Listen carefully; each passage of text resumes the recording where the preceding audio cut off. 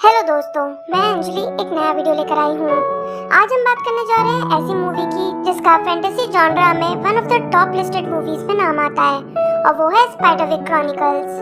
तो कहानी की शुरुआत होती है एक लैब से जहाँ बहुत से इंसेक्ट्स, जेलीफिशेस और रेप्टाइल्स पर एक आदमी रिसर्च कर रहा होता है।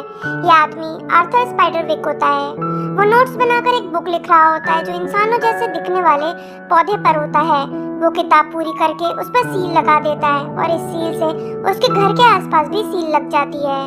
कहानी 80 साल आगे बढ़ जाती है जहाँ ग्रेस फैमिली के जुड़वा भाई जेरेड और साइमन अपनी बहन मेलोरी और माँ हेलन के साथ उसी स्पाइडरविक मैंशन में मूव होते हैं जो उनके परनानी के पिता का था।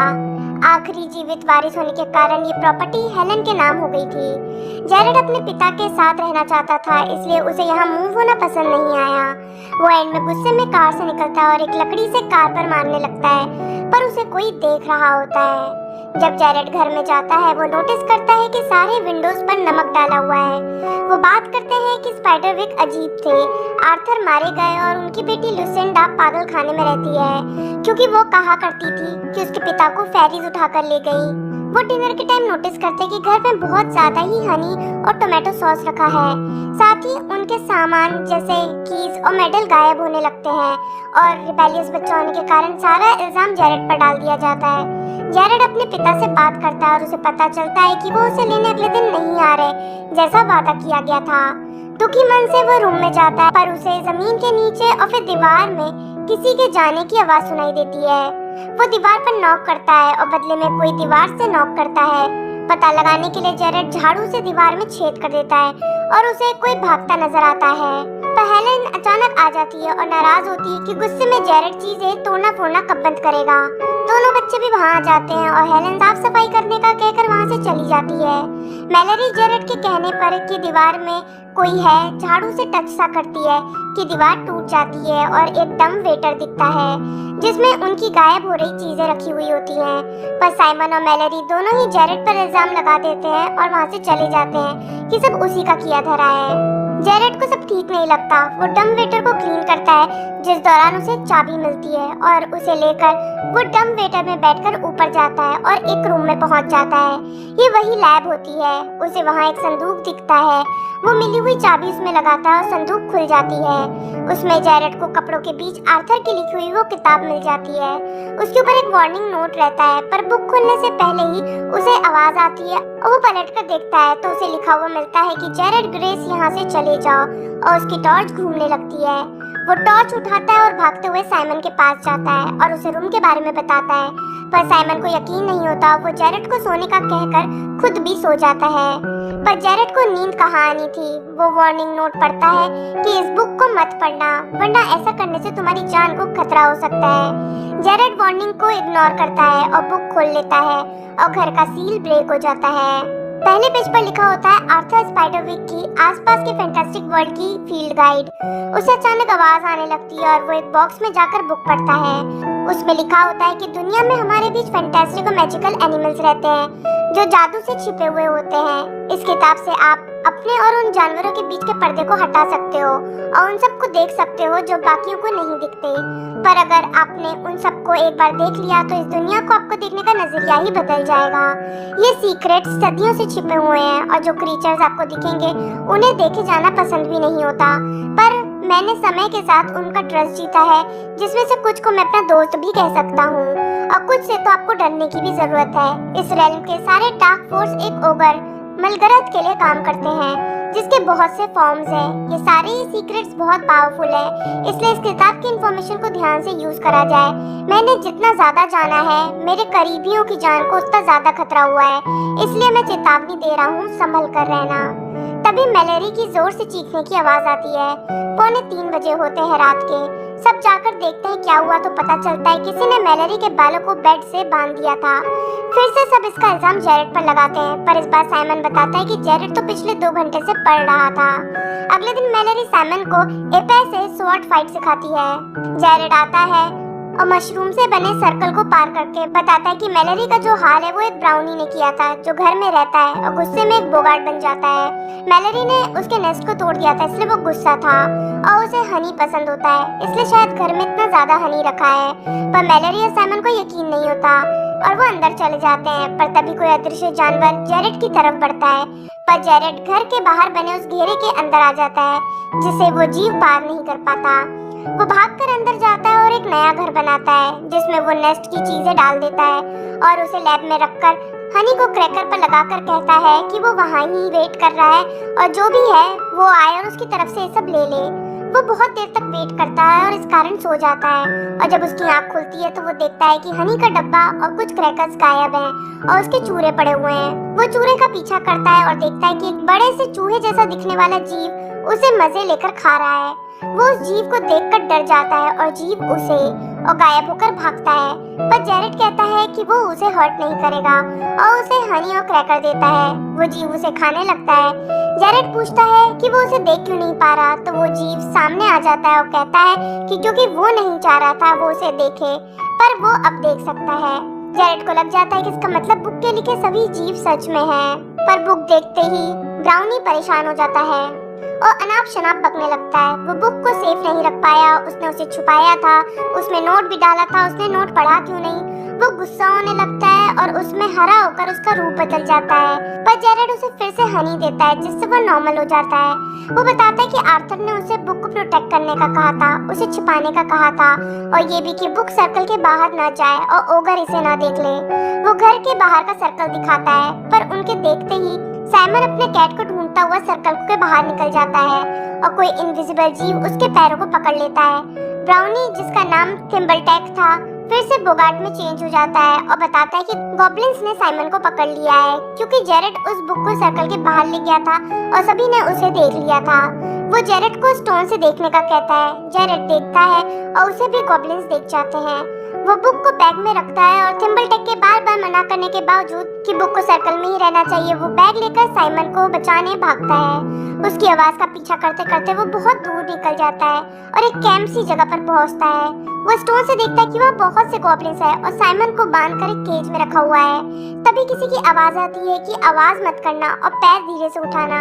वो देखता है कि उसका पैर एक रस्सी पर होता है और तभी एक चिड़िया आती है और सीधे पिंजरे में चली जाती है, जहाँ उसे एक और जीव दिखता है। वो हॉक स्क्विल होता है, एक हॉबगॉब्लिन जो ओगर मलगरथ को डिस्ट्रॉय करने के मिशन पर आया होता है, जिसने उसकी फैमिली को मार दिया था। जेरेड कहता है कि उसे अपने भाई को बचाना है जिसमें उसकी हेल्प चाहिए। हॉग स्क्विल कहता है कि वो हेल्प करेगा पर पहले उसे आजाद करा जाए। जेरेड उसे आजाद कर देता है। हॉग स्क्विल उसकी आंखों पर स्पिट कर देता है जिससे बिना स्टोन के भी जेरेड सब कुछ देख सकता था, और फिर हॉग स्क्विल उसे स्टूपिड सा प्लान बताता है कि वो जाकर डिस्ट्रैक्ट करेगा सबको और जेरेड जाकर मलगरथ को चाकू से मार दे। पर जेरेड साइमन को बचाने जाता है। तभी सब ओगर मलगरथ को बुलाना शुरू कर देते हैं और जमीन के अंदर से बहुत बूढ़ा आदमी बाहर निकलता है, पर हॉग स्क्विल बताता है कि उसकी शक्ल पर मत जाओ, वो रूप बदलकर वही दिखाता है जो वो दिखाना चाहता है। मलगरथ आकर साइमन को कहता है कि वो उसे माफ कर दे क्योंकि उसने गॉब्लिन्स को सिर्फ उसे इज्जत से लाने का कहा था ताकि वो मीटिंग कर सके। पर साइमन के पूछने पर कि उसे क्या चाहिए, मलगरथ कहता है कि बस उसे आर्थर स्पाइडरविक की वो बुक चाहिए जो कि उसे मिल गई है। साइमन कहता है कि उसके पास कोई बुक नहीं, इसलिए मलगरथ उसकी तलाशी करने लगता है और हॉग स्क्विल, जिसे चिड़िया खाना बहुत पसंद था, एक चिड़िया देखकर उसके पीछे निकल जाता है।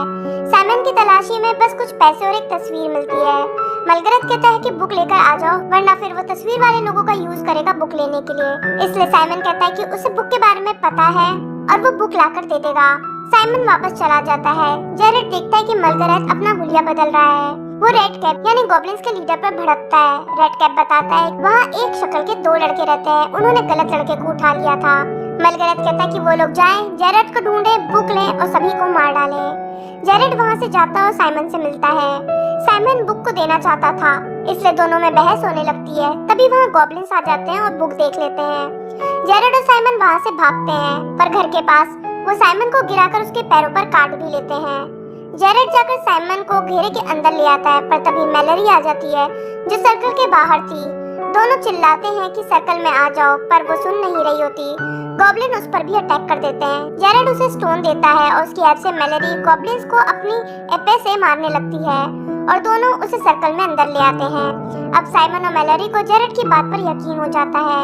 साइमन, जिसे चोट लगी थी, उसे बैठाकर दोनों छत पर जाते हैं और देखते हैं कि चारों तरफ से 100 गॉब्लिन्स उन्हें घेर चुके हैं। मैलोरी जेरेड पर चिल्लाती है और कहती है कि बुक उन्हें दे दे, पर थिम्बलटैक आ जाता है और रोक लेता है कि ऐसा न करे। उसे शांत करने के लिए जेरेड हनी दिलवाता है और फिर थिम्बलटैक बताता है अगर बुक दे दिया गया तो वो सभी मारे जाएंगे। वो डिसाइड करते हैं कि फिर बुक को जला देते हैं। वो बाहर जाते हैं, गॉब्लिन्स के सामने आग लगाते हैं। मलगरैथ भी कौवा बनकर आ जाता है और वो आग में बुक को डाल देते हैं, पर आग बुझ जाती है और बुक को कुछ भी नहीं होता। रेड कैप डिसाइड करता है कि सब बाहर ही रहेंगे और बच्चे भी नोटिस करते हैं कि सारे गॉब्लिन सच में बाहर ही हैं। और ऐसे ही चलता रहा तो वो भी आंट लुसिंडा जैसे ही हो जाएंगे। और तब जेरेड को क्लिक करता है कि शायद लुसिंडा उनकी हेल्प कर सकती है। साइमन को डॉक्यूमेंट्स मिलते हैं कि लुसिंडा कहाँ है, पर सर्कल के बाहर जाना यानी जान से हाथ गंवाना। थिम्बलटैक को सीक्रेट रास्ता पता होता है जो आउट हाउस से होकर जाता था, इसलिए बुक को घर में ही छोड़कर जाना होगा। जेरेड बुक को वापस संदूक में रख देता है और उसका की थिम्बलटैक को दे देता है और वो लोग उस रास्ते पर जाते हैं जो टनल से होकर जाता, जो करीब 1 मील दूर था और सीधे सेंटोरियम जाता था लुसिंडा के पास।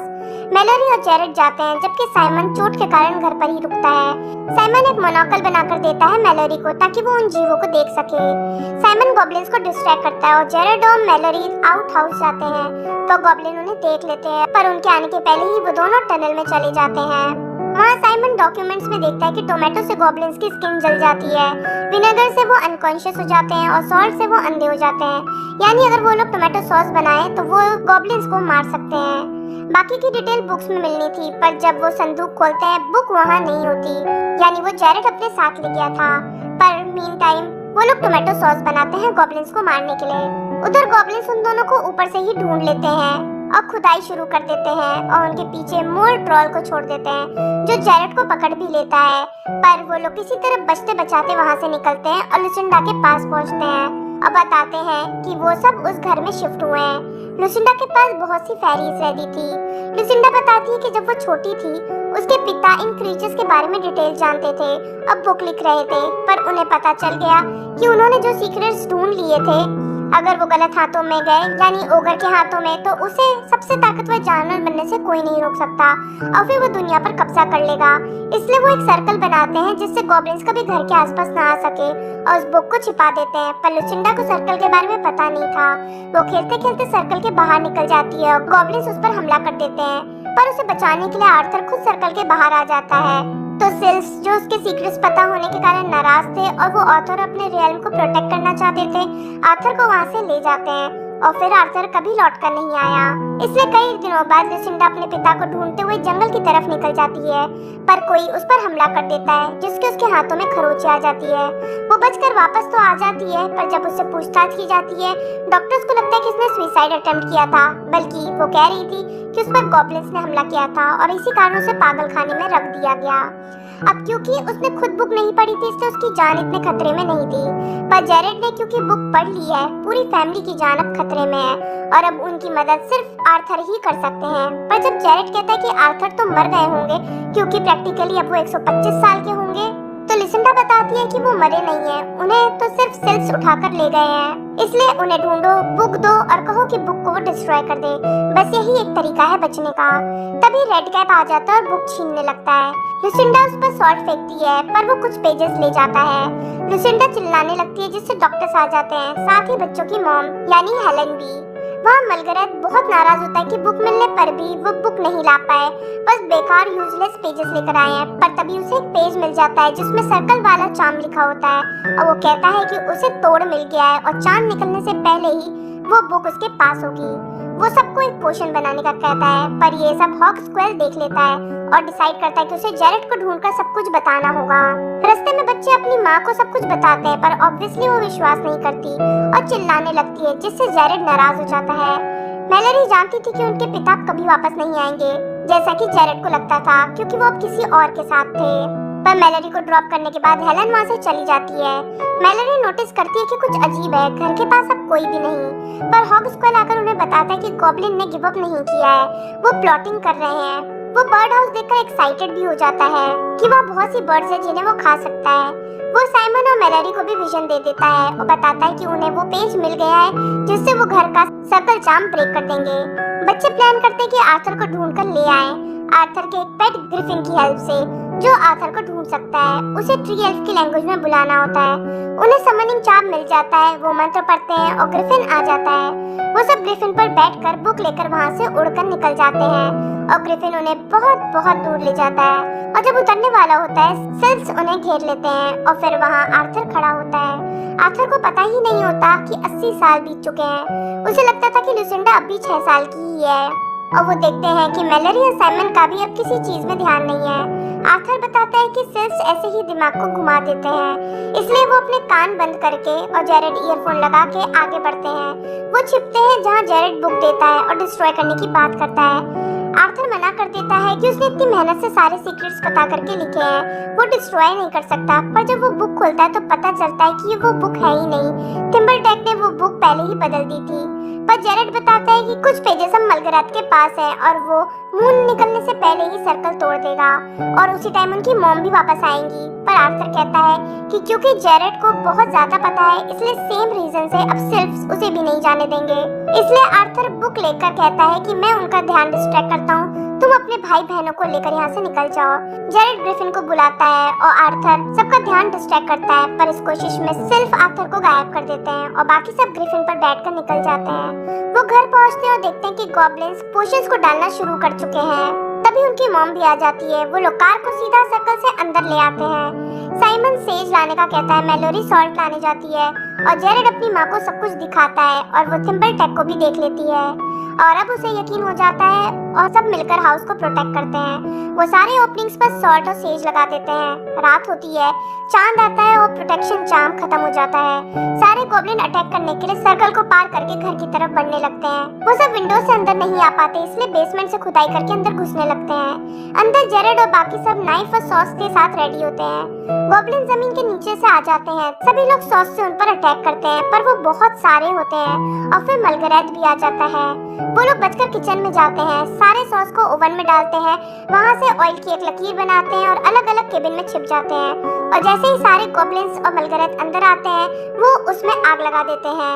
धमाका होता है और सॉस में सारे गॉब्लिन्स पिघलकर मर जाते हैं। थिम्बरटेक बुक ले आता है कि अब ये सेफ है, पर तभी कोई दरवाजा खोलने की कोशिश करता है, पर ये कोई गॉब्लिन नहीं होता, ये तो बच्चों के पिता रिचर्ड होते हैं। जगह की हालत देखकर वो पूछते हैं कि क्या हुआ। लंबी कहानी होने के कारण जेरेड कहता है कि सब कुछ इस बुक से शुरू हुआ। रिचर्ड कहता है कि दिखाओ, पर जेरेड कहता है कि पहले वो बात बताओ जो आपने कहा था कि आप मिलने पर बताओगे। रिचर्ड कहता है कि मुझे तो बस ये कहना था कि आई लव यू। अब बुक लेने की कोशिश करता है, पर जेरेड रॉन्ग आंसर कह के उसके सीने में खंजर डाल देता है। दरअसल वो रिचर्ड था ही नहीं, बल्कि मलगरैत था। वो अपने असली रूप में आ जाता है। जेरेड बुक लेकर भागता है। मलगरैत रूप बदलकर सांप बन जाता है और डम वेटर में उसका पीछा करके ऊपर चढ़ने लगता है। जेरेड बाहर छत पर निकल जाता है। मलगरैत भी उसके पीछे आ जाता है। जेरेड गिरने को ही होता है, पर सामने वो हॉक स्क्वेल को दिखता है और बुक को नीचे फेंक देता है। बुक जमीन पर पहुंचे इससे पहले ही मलगरैत बर्ड बनकर उसे पकड़ लेता है, पर हॉक स्क्वेल उसे पकड़कर बाकी बर्ड्स की तरह खा जाता है और इस तरह मलगरैत मर जाता है। सब लोग सुरक्षित होते हैं। हॉक स्क्वेल बहुत खुश होता है कि आखिर उसने ही होगर को खा लिया। जेरेड और उसकी मॉम के बीच की प्रॉब्लम भी सॉल्व हो जाती है। अगले दिन वो लोग लुसिंडा को वापस घर ले आते हैं। अब वो देखते हैं कि सिर्फ उसके फादर आर्थर को भी ले आए। वो बताते हैं कि क्योंकि अब बुक सेफ है इसलिए वो आ पाए, पर वो रुक नहीं सकते क्योंकि ऐसा करने पर वो यहाँ के हिसाब से 125 साल के हो जाएंगे, यानी सारी की सारी उम्र एक साथ आ जाएगी और वो डस्ट में बदल जाएंगे। पर लुसिंडा कहती है कि वो एक बार पहले भी उन्हें खो चुकी है और वो दोबारा नहीं खोना चाहती, इसलिए वो उसे अपने साथ ले जाए। आर्थर उसे अपने साथ ले जाते हैं और अब वो एक बार फिर बच्ची होती है। सब उन्हें जाता हुआ देखते हैं और यहाँ ही द स्पाइडरविक क्रॉनिकल्स मूवी खत्म होती है। आपको ये मूवी की स्टोरी कैसी लगती है मुझे नीचे कमेंट बॉक्स में बताएं। अगर वीडियो पसंद आया तो लाइक और शेयर जरूर करें। मैं जल्दी ही नए वीडियो के साथ वापस आऊंगी। तब तक के लिए बाय बाय।